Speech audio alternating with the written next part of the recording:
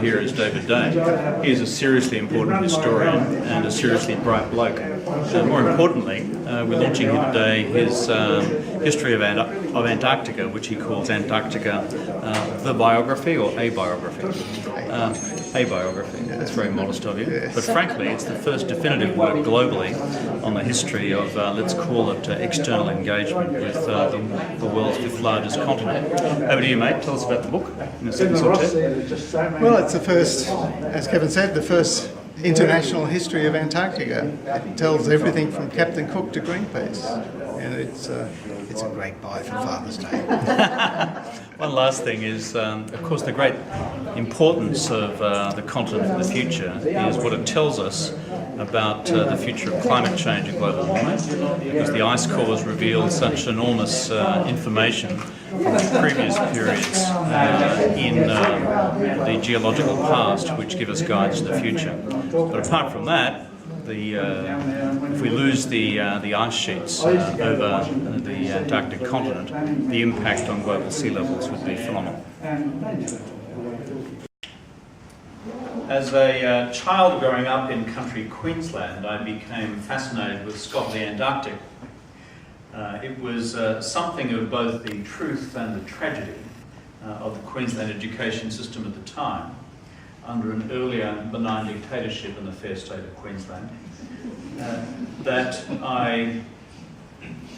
an earlier benign Queensland National Party dictatorship, that I knew a lot about the official hagiography of Scott, the late lamented hero of the British Empire, but knew nothing whatsoever of Mawson, who led the first Australian expedition to the continent at virtually the same time.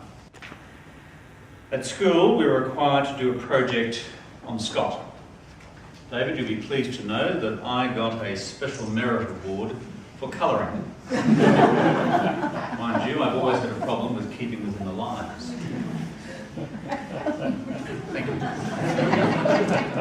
Because I surrounded the borders of my patriotic rendition of Scott's Daring Do with a brilliant array of Union Jacks.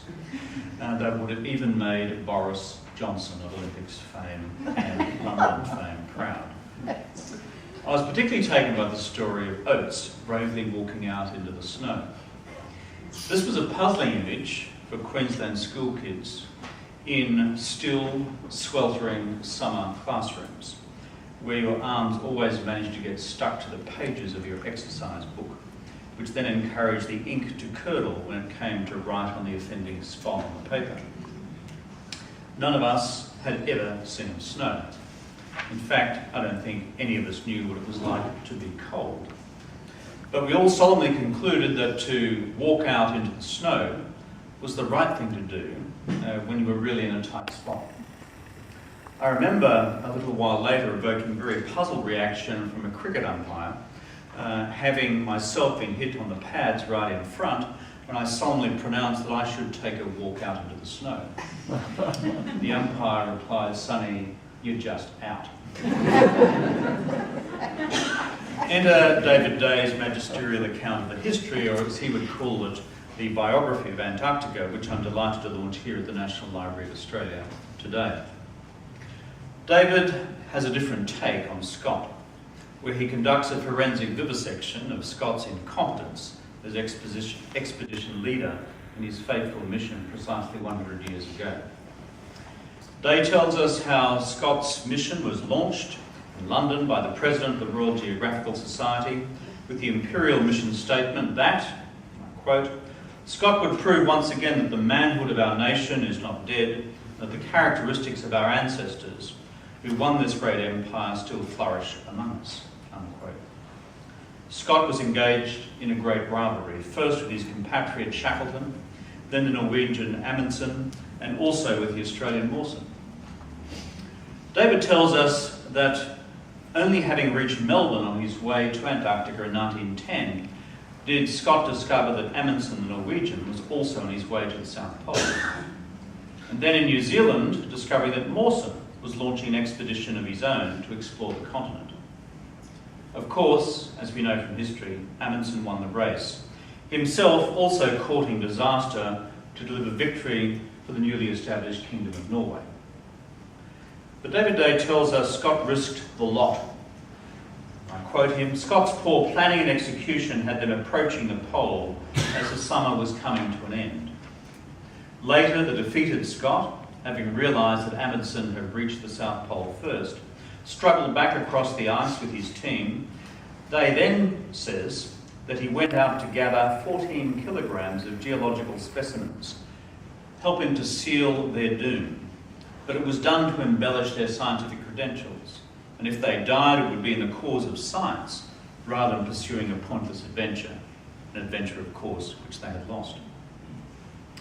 Having lost Oates, Day then tells us Scott, and I quote David, "convinced his companions to stay in their tent to die because it offered more hope that their bodies and their records would be found." Unquote. I continue the extract from David's book. "It took 9 days for the 3 men to die. Scott scribbling away with his pencil, writing a bundle of letters and messages that absolved himself of blame. And here, in David's core accusation, self-consciously created a heroic portrait of himself and his men." In Scott's own words, I quote Scott, "It would show that Englishmen can still die with a bold spirit, fighting it out to the end, making an example for Englishmen for the future." David's conclusion, building on earlier work by Huntford, was that the bumbling incompetence of Scott was overlooked in Scott's official apotheosis in England's search for heroes as the Great War descended on the British Empire soon after. Of course, here in the Antipodes, or at least in the Queensland branch of the Antipodes, Scott's hagiography was still uncritically accepted nearly 60 years later. Things moved slowly up in the tropics. One curious footnote in Day's account, neither Amundsen nor Scott never actually stood at the South Pole. Both had missed it by a couple of kilometres due to the difficulties of taking accurate sightings at the apex of the Earth. Perhaps David is too harsh on Scott, given the times in which he lived. These were times of imperial derring-do across the board. To be fair to David, neither Amundsen nor Mawson emerge as perfect saints either. But what none of us can challenge a century on, in the comfortable age in which we all live today, is the sheer, naked courage of those who sought to conquer nature's last earthly frontier.